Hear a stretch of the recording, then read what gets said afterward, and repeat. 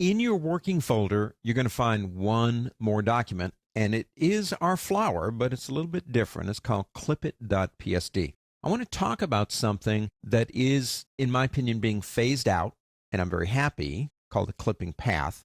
I used to tell my students years and years ago, when the industry finally figured out a way to create transparency in other programs without me having to do a clipping path in Adobe Photoshop, I would dance in the pale moonlight. They're useful, but they're being phased out because most programs support transparency.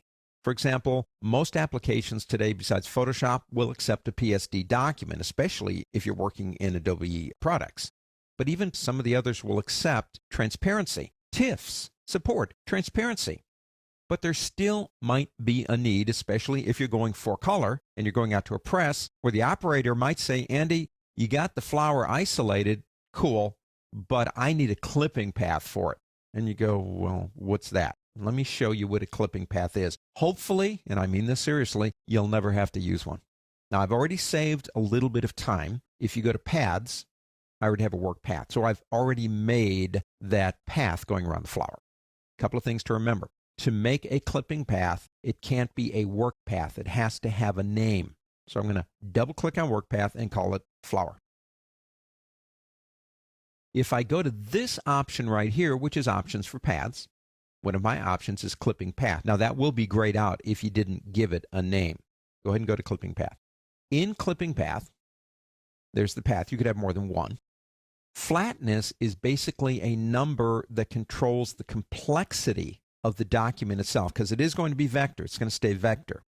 If you leave it blank, it's kind of like recommended, do the best you can. So I usually leave that as blank.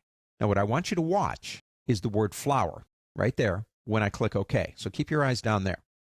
See how it changed? Okay, it got thicker.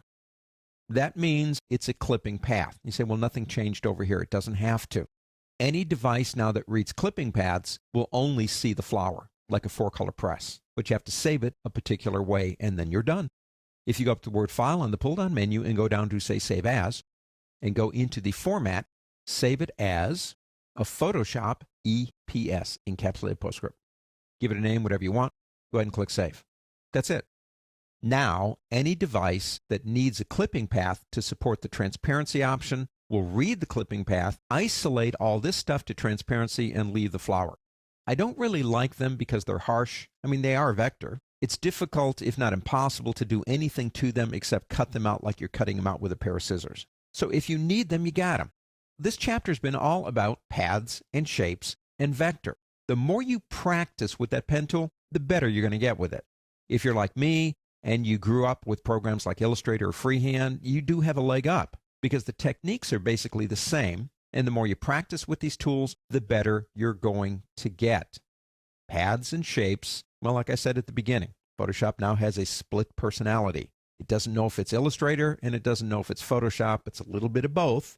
And I like the features of being able to control vector shapes or paths in Photoshop without going to Illustrator, which is what we used to do, to get finer control. Just remember, practice makes perfect.